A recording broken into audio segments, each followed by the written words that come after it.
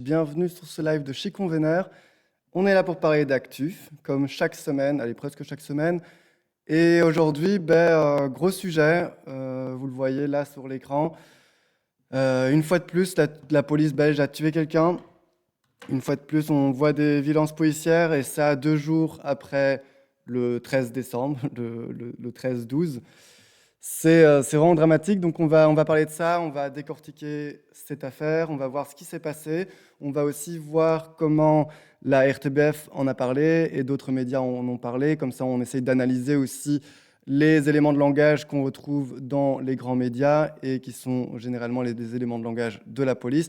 Et après, on va parler d'autres affaires de violence policière, comme notamment, je ne sais pas si vous avez vu, mais il y a eu plusieurs descentes violente de la part de la police dans le quartier Matongué à Bruxelles. On va essayer d'analyser ça, on va essayer d'expliquer aussi pourquoi ce quartier-là, pourquoi c'est pas anodin, pourquoi ça se met dans une ligne de gentrification, dans une politique de gentrification, tout est assez lié. Et puis le dernier sujet à propos de violence policière pour ce soir, c'est une affaire qui nous vient d'Anvers.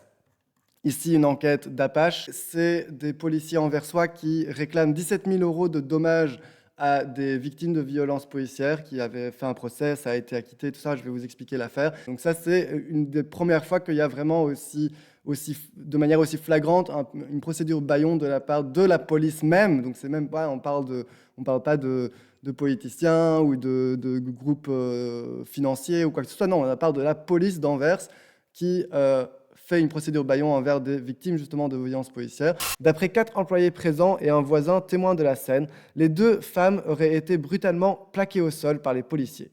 La police, quant à elle, affirme qu'elles se sont allongées d'elles-mêmes.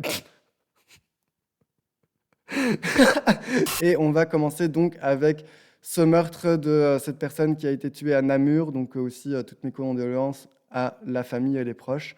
Dimanche 14 décembre, aux alentours de 22h30, un homme noir de 34 ans a été tué après qu'il s'est fait tirer dessus par 3 policiers. Analysons comment les médias en ont parlé.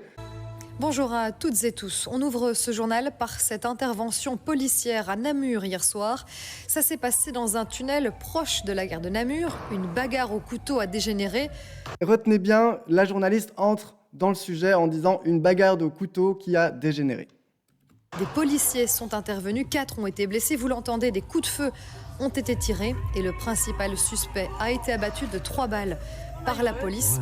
On va tout de suite retrouver David Brichard du côté. 3 balles, 3 balles pour immobiliser une personne. Une personne. Est-ce que c'est vraiment nécessaire de tirer à balles réelles? Est-ce que c'est nécessaire? Mais regardons la suite.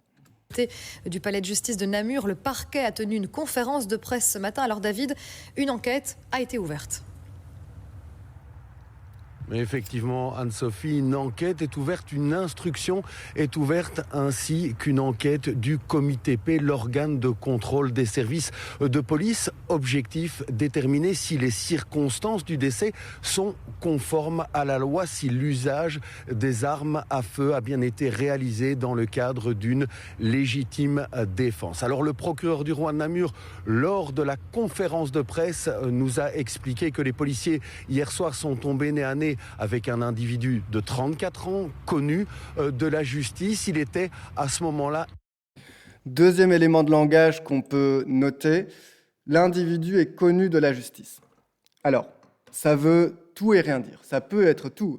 Un individu qui est connu par la justice, ça peut être autant quelqu'un qui a séquestré toute sa famille, que ça peut être quelqu'un qui a volé une tranche de pain quand il y avait la police qui était à côté, quoi. Donc c'est peut-être pas abusé que ça, mais qui a volé quelques trucs ou qui a fait un peu d'escroquerie ou un peu de blanchiment sur son côté ou quoi. Donc être connu de la justice, c'est pas forcément être un criminel dangereux ou quoi que ce soit, comme il le profile là. Donc là, on voit comment c'est mis en avant. Mais écoutez bien la suite.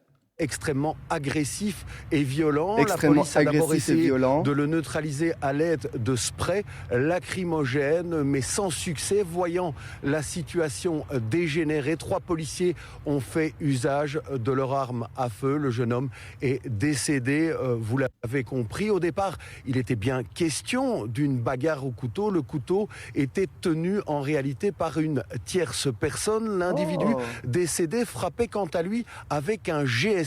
Je vous propose d'écouter le procureur. Ah ouais, D'accord. Donc, vous voyez, la journaliste qui introduit le numéro en disant une bagarre au couteau qui a dégénéré. Et en fait, déjà, le couteau, c'est une tierce personne qui l'avait. Peut-être qu'il y avait une bagarre avant, mais en tout cas, dans le moment où la personne a été tuée, il n'y avait plus de couteau. Il n'y avait plus de couteau, là. Il n'y avait plus de couteau. Et la police justifie son acte parce que le type frappait avec un téléphone. Je ne sais pas si vous vous rendez compte. On légitime la mort par balle d'une personne parce qu'il se défendait avec un GSM. C'est une dinguerie, quoi. Si c'est un 3310, non, même un 3310, même. Non, c'est choquant, quoi, vraiment. Et on va voir juste après, ils vont montrer la conférence de presse, la justification du policier est sublimement dégueulasse, quoi. L'individu a utilisé un objet pour frapper les policiers qui ont été gravement blessés à la tête et qui ont dû être hospitalisés. Quel type d'objet? Un objet contondant, donc il résulte de l'enquête qu'il s'agit d'un GSM qui a été utilisé. Un GSM, aujourd'hui, c'est considéré comme une arme contondant. Donc, je veux dire, une arme contondante, c'est un truc c'est un marteau ou un truc comme ça. C'est pas un GSM, quoi. Genre, c'est ridicule. C'est ridiculement dégueulasse de justifier ainsi. Pour frapper le policier à la tête. 4 policiers blessés. 4 policiers blessés et hospitalisés. Donc dans un état relativement grave. Des blessures sérieuses, on parle de fractures, on parle de plaies, donc c'est des blessures qui génèrent des incapacités de travail. Mais il était important d'être... C'est des blessures qui génèrent des incapacités de travail. Il n'a pas dit ils sont en danger ou quoi, ou je suis triste pour mes collègues. Non, c'est genre ça crée des incapacités de travail. Genre ça, c'est le nouveau argument pour dire que quelque chose est grave. Et oui, dans d'autres contextes, c'est grave, mais je veux dire, c'est pas la même chose avec un GSM, quoi. Je veux bien qu'il ait tapé fort sur la tête d'un policier, mais déjà, est-ce qu'on peut peut-être parler de légitime défense? Si le résultat est que la personne est morte, peut-être qu'il y avait de la légitime défense dedans. Donc bref, c'est tout un discours qui est envoyé là avec la police, et appeler ça un contondant, c'est vraiment du foutage de gueule, quoi. Du foutage de gueule et du non-respect envers la personne décédée, du non-respect envers la famille de la victime. C'est vraiment dégueulasse. Des blessures qui génèrent des incapacités de travail. Mais il était important de déterminer si la police a agi conformément à la loi. C'est-à-dire?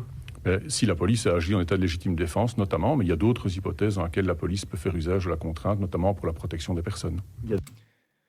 Là, déjà, c'est un peu louche. D'habitude, la police ne se pose pas tellement de questions sur les actions de leurs policiers. Donc là, ils sentent que ça va bien tourner cette histoire et qu'ils sont un peu dans la merde. Donc on voit déjà où ils commencent à préparer leur réponse. Parce que ce qu'il a dit aussi à la fin, il a dit il y a d'autres circonstances que la légitime défense qui justifieraient l'utilisation d'armes à feu. Donc vous voyez où déjà il arrive à... Il met un autre élément de langage pour être sûr que si jamais ça tourne trop, cette affaire, ça sera réglé, quoi. Peut faire usage c'est une bonne question du journaliste. Notamment pour la protection en état de légitime défense, notamment, mais il y a d'autres hypothèses dans lesquelles la police peut faire usage de la contrainte, notamment pour la protection des personnes. Il y a des doutes en la matière? C'est l'objet de l'enquête, mais a priori, on a beaucoup d'éléments qui sont rassurants. On a beaucoup d'éléments qui sont rassurants. On oublie que quelqu'un est mort? Genre, il y a quoi de rassurant pour la famille de la victime? Il y a quoi de rassurant pour ses proches? Il y a quoi de rassurant pour lui qui est mort, en fait? Donc, quel niveau de dégueulasserie de dire que l'enquête va dans le bon sens et que c'est rassurant? Rassurant pour qui? Le type est mort. Il est mort. Dimanche 14 décembre, aux alentours de 22h30, un homme noir de 34 ans a été tué après qu'il s'est fait tirer dessus par 3 policiers. Dans une vidéo publiée par Sudinfo, on voit l'individu inoffensif sur les images se faire tirer dessus à 3 reprises par les policiers. Il tombe alors à terre devant les automobilistes. Dans la presse, il est dit que les policières auraient tué l'individu par prétendue nécessité, après avoir d'abord fait usage de gaz lacrymogène avant de tirer. Bien que la personne aurait été violente et résisté, l'usage d'une arme létale pour maîtriser un seul homme alors que plusieurs policiers et policières étaient présents sur place, questionnent sur un usage proportionné par la force. En particulier car leur intervention a mené à la mort de l'individu, ce qui ne devrait jamais arriver. Comment est-ce possible de parler d'intervention légitime avec un tel usage disproportionné de la force qui conduit à la mort d'une personne? Et je rappelle en plus une personne noire, donc la question se pose de est-ce qu'il n'y a pas du racisme dans l'affaire aussi? Est-ce que c'est une bavure raciste de la part de la police? Qu'est-ce qui s'est passé durant cette bagarre? Il y a énormément d'éléments qu'on n'a pas pour l'instant. Cette mort causée par les forces de l'ordre vient s'ajouter à la longue liste de personnes tuées ces dernières années en Belgique au contact de la police. Dans l'écrasante majorité des cas, les personnes tuées par les forces de l'ordre sont des personnes non blanches et issues de milieux populaires. Les collectifs contre les violences policières en Belgique dénoncent des violences d'État racistes systématiques blanchies par la justice. Mais voilà, malheureusement, comme je disais, ce n'est pas le seul événement de violence policière qu'on a eu ces dernières semaines, ces derniers jours. Donc on va regarder le deuxième bout du JT de ce midi parce qu'il parle un autre incident, un autre cas de violence policière, mais cette fois-ci à Liège, dans un bus ou dans le tram. Je ne sais plus, on va découvrir ça ensemble. Cet autre incident, cette fois du côté de Liège, ça s'est passé à la fin du mois de novembre. La police a interpellé un homme dans un bus du Réseautech, une intervention qui fait débat. Alerté, le bourgmestre de la ville a ordonné l'ouverture d'une enquête. Les détails avec Jérôme Deneville et Audrey Degrange. Un homme violemment maintenu au sol par des policiers dans un bus à Liège. Les images sont assez violentes, hein, je vous préviens, c'est vraiment juste purement de la violence gratuite, quoi. Ces images tournent en boucle depuis hier soir sur les réseaux sociaux. Elles provoquent l'émoi jusque dans le chef du bourgmestre Willy de Meyer. Il réclame une enquête.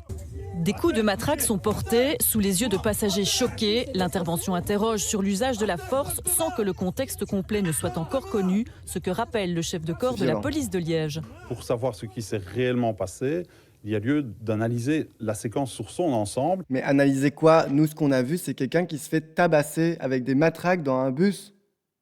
Il n'y a pas grand-chose à analyser.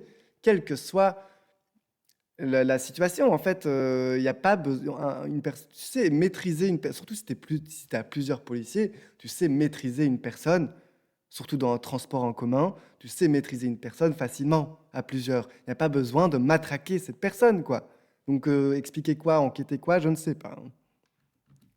Les policiers étaient là pour une raison justifiée, parce que le bus était à l'arrêt pour des troubles. Le bus ne s'arrête pas pour le plaisir. Donc, voilà, il y a des avertissements qui ont dû être donnés, non suivis de respect de ces avertissements, de ces injonctions. Donc, tout ça, ça doit être analysé, bien sûr. Analysé, tout comme les images des caméras du bus que la société de transport en commun a mis à disposition des autorités compétentes. Violence justifiée ou dérapage, le bourgmestre de Liège entend bien faire toute la lumière. Une enquête judiciaire et disciplinaire est donc en cours. Les policiers impliqués n'ont pour l'heure pas été suspendus. Je ne sais pas si vous entendez sur les sons de l'image, on entend les policiers crier. J'entends deux trucs, c'est coucher et à terre. C'est les deux mots que j'entends crier par la police, coucher et à terre. Genre, tout en le fracassant avec des matraques. C'est une personne non blanche, ben du coup, des mots comme coucher à terre et tout ça, genre c'est hyper humiliant, c'est hyper problématique. En plus de se faire matraquer, en plus de se faire descendre du bus, en plus de se faire ramasser, c'est d'une violence. Et du coup, ben, voilà, la RTF n'en dira pas plus. Voilà, lui, de meilleur, on connaît, il va faire sa petite enquête pendant qu'il ne va rien faire. Sudinfo, encore eux, évoque un homme énervé, refusant de coopérer et affirme que l'intervention se serait déroulée sans violence physique. Cette version est aujourd'hui contredite par une vidéo de l'interpellation extrêmement interpellante qui montre une réalité bien différente. Les images qui montrent l'interpellation, ça montre l'interpellation d'un homme noir qui ne représente manifestement aucun danger. Pourtant, il est violemment plaqué au sol par plusieurs policiers.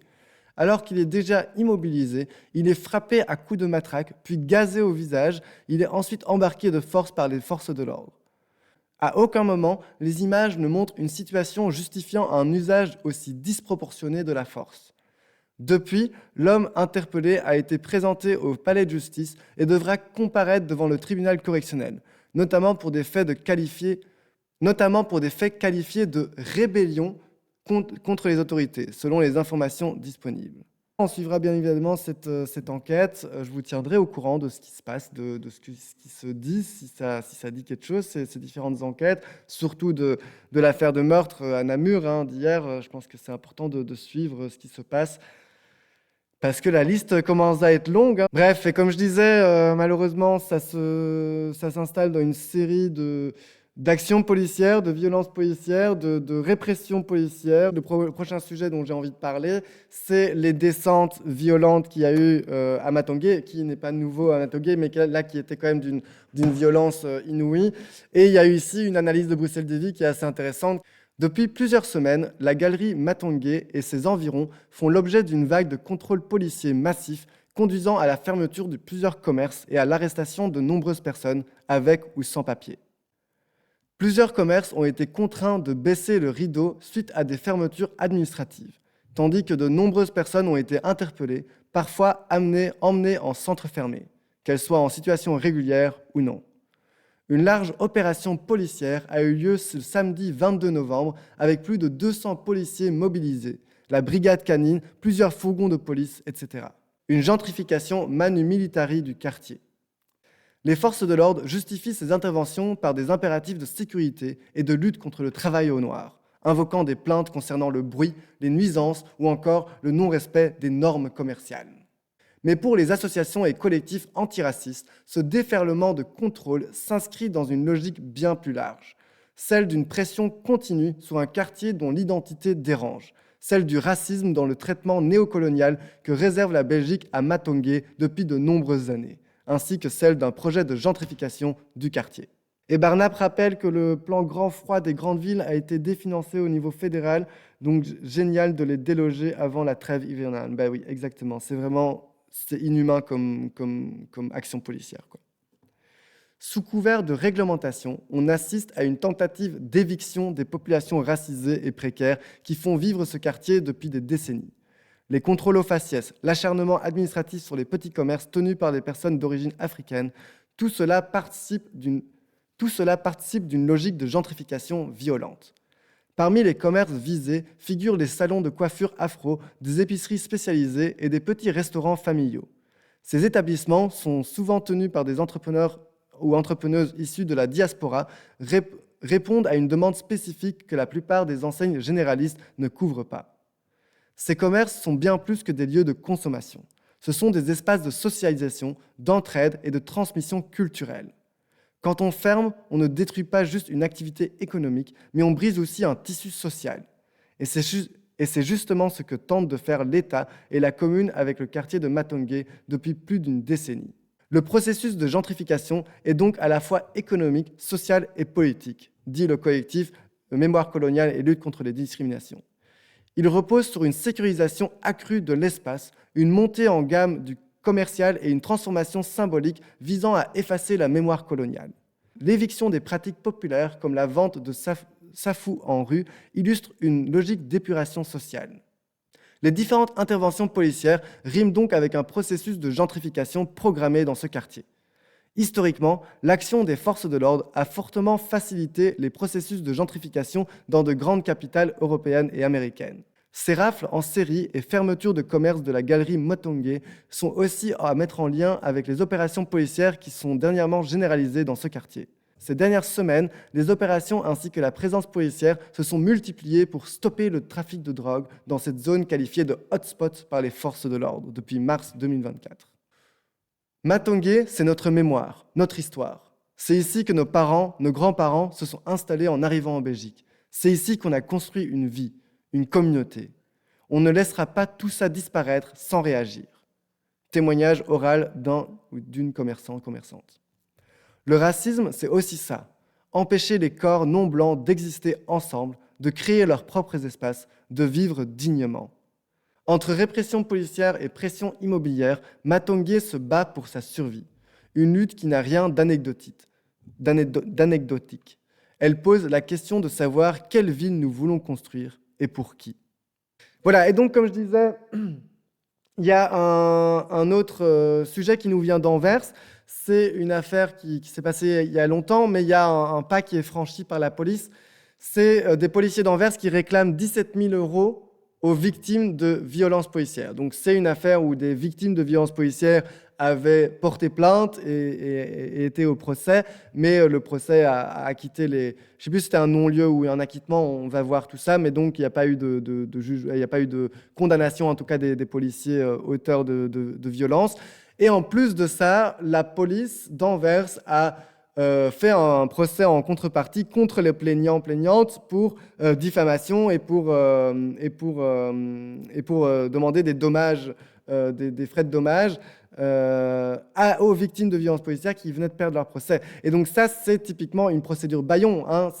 C'est là, mais là, c'est un stade plus loin parce que c'est la police qui fait. C'est pas une entreprise, c'est pas un politicien, c'est pas une boîte quelconque ou une banque. Non, là, c'est la police d'Anvers, des policiers d'Anvers qui portent plainte pour diffamation. C'est déjà extrêmement compliqué de porter plainte en Belgique, comme l'avait bien rappelé Barnab.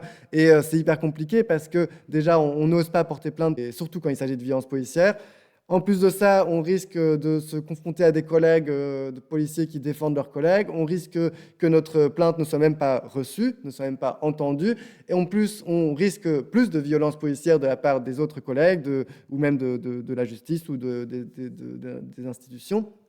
Et en plus de ça, s'il y a une plainte qui aboutit et que ça mène à un procès, ben souvent ça amène à un non-lieu pour faute de preuves. Hein. C'est souvent ça qui se passe, surtout quand ça part de la police. Hein. Je rappelle que les récentes affaires judiciaires avec la police se sont déroulées là, pour la majorité en faveur de la police, surtout des affaires que je trouve impossible à justifier de la part de la justice, comme notamment l'affaire de la mort de Josef Chovanec. Je rappelle que Josef Chovanec est un ressortissant slovaque qui a été tué par la police, qui a été étranglé, étouffé par la police à Charleroi, je pense, à l'aéroport de Charleroi. Et sur les images qu'on voit, où on voit des policiers étrangler Josef Chovanec, on voit aussi notamment une policière faire un salut nazi. Et les 34 policiers inculpés dans cette affaire, y compris la policière qu'on voit faire un salut nazi, les 34 policiers, dont celle-là, ont été acquittés, n'ont pas eu de problème, n'ont pas eu de condamnation. Non, il n'y avait rien, hein, c'était un acquittement pour ces policiers, sont toujours en service, hein, donc tranquille, hein, donc on comprend pourquoi les gens ne portent pas plainte, surtout quand il s'agit de violences policières. 4 policiers anversois réclament des dommages et intérêts à 2 femmes qui avaient porté plainte en 2020 pour usage excessif de la force lors d'une arrestation. Les images de la caméra de surveillance avaient été effacées et les policiers ont été acquittés. Près de 2 ans plus tard, une contre-plainte a été introduite par la police pour diffamation. Une telle procédure est inédite en Belgique. Cela pourrait dissuader les victimes de porter plainte à l'avenir, avertit la Ligue des droits de l'homme. Dans la nuit du 13 au 14 mars 2020, 2 employés de l'ancien café LGBTQIA+ anversois, Maurice et Dietrich, ont été violemment arrêtés. Cette nuit-là, le premier confinement lié à la pandémie du coronavirus était entré en vigueur et tous les cafés avaient reçu l'ordre de fermer à minuit.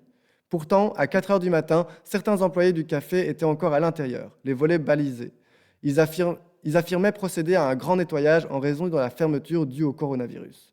Cependant, la police, soupçonnant une infraction aux règles sanitaires liées au Covid-19, a ouvert les volets et procédé à un contrôle d'identité. Selon le personnel du café, les policières se sont exprimés de manière agressive. 2 employés ont alors commencé à filmer la scène, aux grandes dames des agents. Les circonstances exactes de l'incident restent floues. D'après 4 employés présents et un voisin témoin de la scène, les 2 femmes auraient été brutalement plaquées au sol par les policiers. La police, quant à elle, affirme qu'elles se sont allongées d'elles-mêmes. Pardon ? La police, quant à elle, affirme qu'elles se sont allongées d'elles-mêmes. Bien sûr, c'est crédible de ouf, c'est hyper crédible. Pardon, ça m'a fait rire, c'est pas drôle, c'est de la violence policière, mais quand même. Étonnamment, les enregistrements de caméras de sécurité de la Grand Place de Anvers et du commissariat de police dans la rue ont été effacés par la suite. De ce fait, le tribunal n'a pas pu établir avec précision les circonstances de l'incident. Il est toutefois certain que les 2 femmes ont été grièvement blessées. Le juge a également confirmé en 2023 que les blessures étaient dues à l'arrestation. Les 4 policiers impliqués contestent cette version. Ils affirment que la plainte des 2 femmes ne contenait que des mensonges, comme indiqué dans leur contre-plainte. Ils soutiennent donc qu'il s'agit d'une plainte diffamatoire. Autrement dit, les 2 femmes ont porté plainte contre eux de manière malveillante et dans l'intention de les nuire. Les policiers réclament désormais des dommages et intérêts pour préjudice moral et matériel s'élevant à plus de 17 000 €. Selon leur avocat, ils ont vécu dans la peur et l'incertitude depuis le dépôt de la plainte en mai 2020 jusqu'à leur acquittement en décembre 2023. Ouin, la police.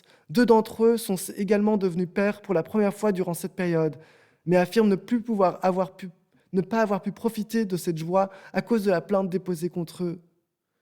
C'est quoi cet argumentaire, quoi? On s'en fout que les policiers soient devenus pères. J'ai pitié des enfants, force aux enfants, mais c'est quoi le rapport? Ce qui aurait dû être un moment de bonheur m'a été volé par des accusations mensongères et diffamatoires portées par les 2 femmes. Je n'étais plus le même et j'ai rapidement été rongé par le stress du procès, a déclaré un agent dans sa déposition. Ce qui aurait dû être un moment merveilleux et insouciant a été assombri par une accusation diffamatoire. Ma famille et surtout ma petite amie en ont également souffert. Je n'étais plus l'ami joyeux qu'elle avait connu pendant 14 ans, a déclaré le second agent dans des propos presque identiques. Les accusations des 2 femmes ont instauré un climat de peur au travail. La peur se retrouve dans une autre affaire judiciaire, sachant que l'on a agi correctement et honorablement dans l'exercice de nos fonctions. L'agression, dont les 2 employés du bar queer accusant les policiers, a eu lieu sur la grande place de Anvers et dans le bloc cellulaire de la Noorderlaan. Ces 2 lieux sont couverts par des caméras de surveillance. Il ne devrait donc pas être difficile de prouver la culpabilité ou l'innocence des policiers. Comment se fait-il alors que les images aient été effacées? D'après les policiers, il s'agissait d'un plan machiavélique des 2 femmes pour les piéger. Ils les accusent d'avoir délibérément attendu l'expiration du délai de conservation des images de la caméra, après quoi elles doivent légalement être effacées, avant de signaler l'incident. Le but était d'empêcher les policiers de prouver leur innocence, a déclaré la police. Le temps écoulé démontre clairement que les défenseurs ont agi avec l'intention de nuire, affirme l'avocat des policiers. Le délai légal de conservation des enregistrements vidéo est de 30 jours. Or, ces enregistrements n'étaient plus disponibles entre-temps.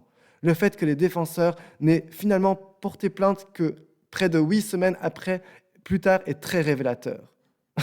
Le fait que les défendeurs aient finalement porté plainte que 8 semaines plus tard est très révélateur. Mais je ne sais pas si tu t'es déjà intéressé aux affaires judiciaires.